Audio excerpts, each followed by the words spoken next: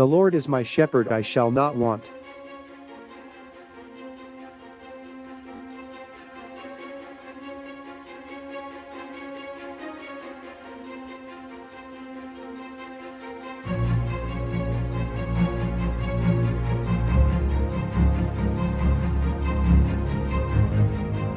He make me to lie down in green pastures. He lead me beside the still waters.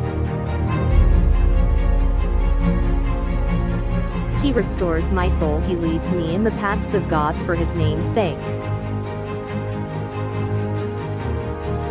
Ye thought I walk through the valley of the shadow of death, I will fear no evil, for thou art with me. Thy rod and thy staff, they comfort me.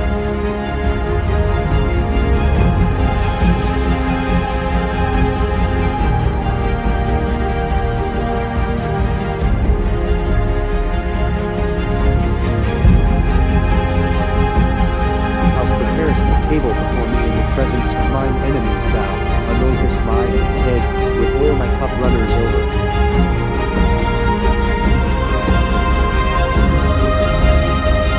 Surely goodness and mercy shall follow me all the days of my life, and I will dwelling in the house of the Lord forever.